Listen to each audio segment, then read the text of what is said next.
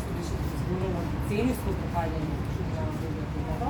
Второто прашање кој темата не се во врска со протоколите, како читувате протоколите со поставување на пункт, меѓутоа во истите протоколи стои дека треба да постои растојание меѓу медицинските работници 2 метри.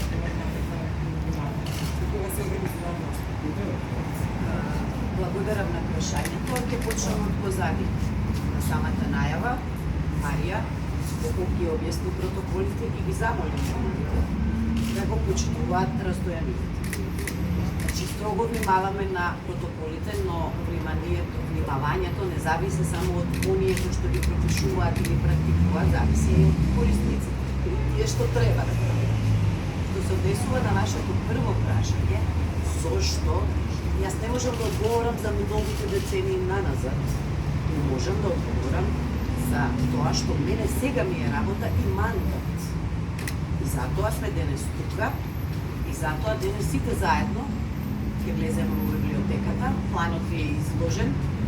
Ние со месеци, да напоменам, работиме на санација на библиотеката во смисла најнапред мораше некои процедури да бидат завршени, инспекцијски надзори и така натаму, за кој што јас уште во април месец нам дадов налог за одреден инспекцијски надзор, а потоа другото го знаете.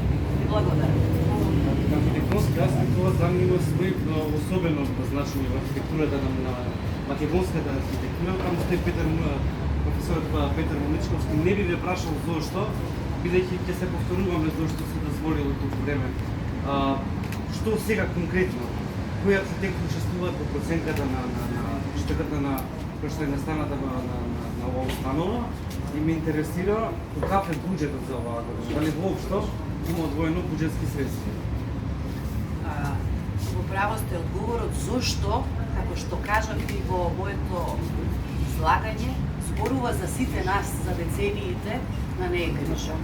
Тоа не можам да го одговорам лично јас само како Ирена, можам само тоа што го правиме сега и од денес натаму. Што се однесува за вашето друго прашање, да, ова е дело на големиот наш архитект Петар Моличковски. Патем да ве подсетам на Моличковски е и објектот на владата, тоест предходниот објект на владата. Оние преубави, славни кубистички поцки, јас така ги кажувам, кубистички поцки. Значи, тимот стручни луѓе архитекти, тоа се луѓе кои што работат во комисијата, што ја формиравме лани за конкурсот, имаме така наречена, не така наречена, него програма за санација се вика таа. И тука се стручни луѓе, архитекти, градежни инженери и така натаму, кои што работеа на конкурсот за оваа година.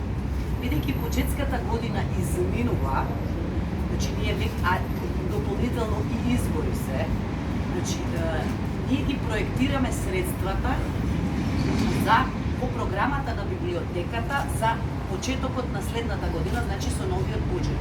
Овој буџет е веќе истрпен, не смее да се прават зафаќања, избори се и така натаму. Но битно е точно да знаеме што, како и колку. Мораме да имаме јасна и чиста слика. Значи, проектот го проверија, проектот е ред, значи може да влезе веднаш во програмата и за буџетирање. За најбрзо можно да се пристапи кон ревитализација, ова зборувам за санација на кровот. Во библиотеката треба повеќе работи да се направат, како што реков, не станува збор само за кровот или за столчињата, станува збор за повеќе аспекти за да ја кренеме на ноце, да биде сврталиште, жариште на младите луѓе и на сите, како што кажав, љубители на книгата. И не само да биде сврталиште и жариште на настави, да зрачи. Таа емоција на која што и јас се сеќавам од мојата младост, од студентските денови, ја верувам и дел од вас, кои што влегувале, доаѓале, ја користеле, се сеќаваме многу добро што значеше, што значи и што ќе значи за градот и се разбира за државата. Една од првите институции, замислете, формирана со одлука на АСНОМ, 44 ноември е токму Националната универзитетска библиотека, во тоа време народната така стоела во одлуката на АСНОМ. Благодарам. Колеги, ви да прашам. Значи, рекохте дека имате рамка за целокупниот проект, дека тоа е одобрен на некој начин. колку финансиски изнесува таа предвидена рамка за обнова За кровот. само за кров? Тоа е проект за кровот. Тоа итно мора да биде санирано, за да не тече влага и така натаму. Овде во специјални депоа се чуваат личниот материјал, фондот, тоа е нашето културно наследство. Значи, првата, односно проценката за проектот за санација само на кровот е помеѓу 40 и 50 милиони денари. Првичната. Тука е и раководителката на сектор заштита на културно наследство, Оливера, се мола поправиме ако не сум го права.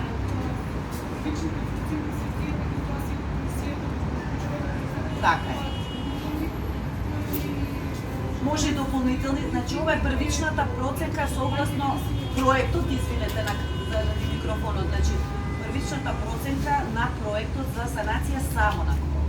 Бидејќи тоа влегува во програмата, националните институции конкурираат пред Министерството со програма и го процесот на одлучување на комисиите што одлучуваат за библиотечна, за санација, тоа е друга комисија, може се разбира, доколку има или треба и други средства да влезат исто така и тие да бидат проектирани за да видиме после во буџетската година чекор по чекор да се реализираат доделените средства. Благодарам. Да се надеваме дека нема да остане само наветувано. Па ако досега го следите моето работење на мојот тим, на нашиот кабинет на Министерството, досега е речено сторено. И така и ќе остане. Зборот мора да е збор. И затоа сте вие тука да ме подсетите, ако случајно не одиме со динамика што сме ја проектирале, да не подсетувате, а дека секако ова национално благо влегува во програма за ревитализација, немајте дни. Но вие сте исто така тука и за поддршката која што толку многу ви е потребна на оваа ризница, на македонското минато и на македонската сегашност. И благодарам.